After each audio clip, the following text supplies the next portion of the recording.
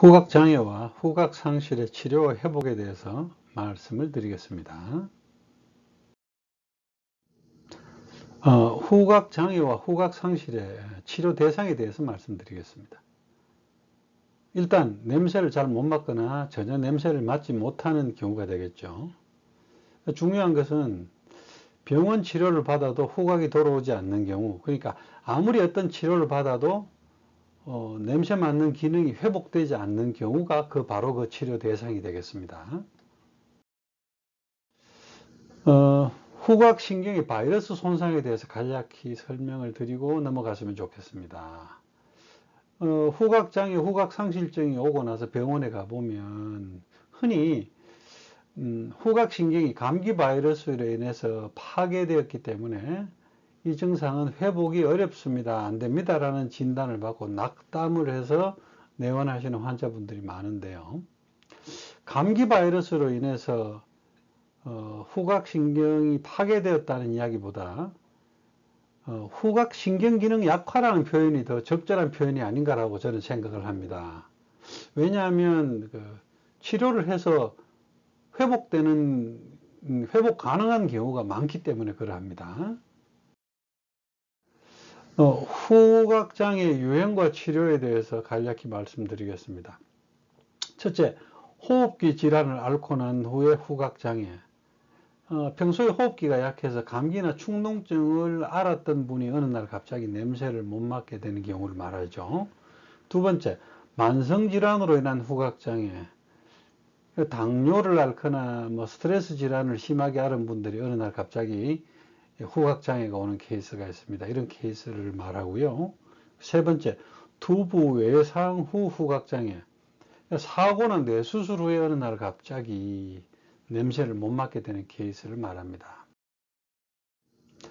후각장애의 종류와 치료에서 첫 번째, 호흡기 질환을 앓고 난 후에 후각장애에 대해서 말씀드리겠습니다. 이 케이스는 비교적 많은 편입니다. 그리고 비교적 치료율이 높은 편에 속합니다. 감기 후에 잘 발생하며 비염이나 축농증의 병력을 앓은 분들이 많습니다. 스테로이드제를 사용하면은 일시적으로 냄새가 좀 돌아오고 나는 듯 하다가 며칠 후에 되면은 다시 이제 후각장애 증상이 와서 다시 회복이 되지 않는 경우죠. 비교적 호전율이 높으니까 이제 나는 영원히 냄새를 맡지 못하는구나 라는 어떤 실망을 하지 마시고 한번 치료를 받아보시라는 말씀을 드리고 싶습니다. 스트레스와 당뇨 등 만성질환으로 인한 후각장애에 대해서 말씀드리겠습니다. 약 15에서 20%의 후각장애 환자들은 그 원인을 찾기가 어렵다고 이야기를 합니다. 근데 상세히 진료를 해보면 그 원인 질환이 있는 경우가 많습니다. 이런 경우는 원인 질환이 호전되면 후각 기능이 회복되는 경우가 많은데요. 예를 들어서 당뇨를 오래 앓은 분들은 당뇨 합병증이 치료가 되면은 후각 기능이 회복되는 경우가 많고, 요즘 직장 생활 하시는 분들, 스트레스를 많이 받는 분들이 있는데요. 이런 경우는 스트레스 질환이 호전되면은 약해졌던 후각 기능이 돌아오는 경우가 많았습니다. 경험적으로 호전과 회복이 가능한 경우가 다수였다라는 말씀을 드리겠습니다. 세 번째, 두부 외상 후 후각장애입니다. 교통사고나 사고 등으로 머리를 다치거나 뇌수술 후에 후각 기능이 사라지는 경우를 말합니다. 타박상과 후각신경 손상 후에 생기는 어혈을 치료해주면, 그래서 후각신경 기능을 강화해주면 냄새를 다시 맡게 되는 경우가 제법 있었다는 말씀을 드리겠고요. 앞에 두 케이스에 비해서 이 경우는 호전율이 조금 낮습니다. 하지만 호전된 케이스가 제법 많기 때문에 이제 너무 실망하지 마시라는 말씀은 드리고 싶네요. 후각장애 환자들이 겪는 고통과 문제점에 대해서 간략히 말씀드리겠습니다.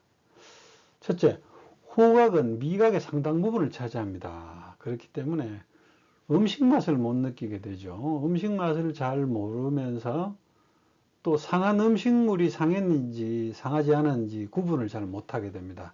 그래서 상한 음식물을 섭취하는 위험이 있습니다. 식중독에 걸려서 고생을 하게 되는데요. 임상 현장에서 많은 환자분들의 이야기를 들어보면 여자분들의 경우 젖먹이 아기를 키우는 어머니들의 고민이 참 컸어요. 아기를 먹일 음식물의 상태가 상한지 안 상한지를 잘 모르니까 고민스럽다. 젖먹이 아기를 키우는 경우는 아기 배변 상태의 냄새를 맡을 수 없어서 너무 고민스럽다는 말씀을 하신 분도 계시고, 또 비즈니스를 하시는 분들은 냄새를 못 맡으니까 비즈니스 현장, 사람과 사람이 만나는 그 현장 공간의 분위기를 잘 못 느끼겠다고 답답함을 표현하는 경우가 많았습니다. 두 번째, 후각은 냄새를 감지할 뿐만 아니라 인간의 위험 상황을 알려주는 기능도 있습니다. 예를 들어서 가스 누출이나 위험물의 누출 등을 알려주는 기능을 못하게 되는 거죠. 그래서 후각장애 환자의 경우는 이러한 위험 상황에 거의 무방비 상태로 노출되게 됩니다. 약 한 15년 이상 후각장애 환자를 치료해 본 치료 경과에 대해서 간략하게 말씀드리겠습니다. 후각 상실은 감기 바이러스에 의한 후각신경 파괴가 아니라 후각신경 기능 약화라는 표현이 더 적절한 것 같다. 왜냐? 호전 가능한 케이스가 많았기 때문에 그러하다. 호흡기가 약한 분들의 후각장애 증상은 비교적 호전율이 높았다는 말씀을 드리고 싶고요. 당뇨나 스트레스 질환 등으로 인해서 후각장애가 온 경우는 그 원인 질환이 치료되는 경우 후각이 돌아온 경우가 많았다는 말씀을 드리겠습니다.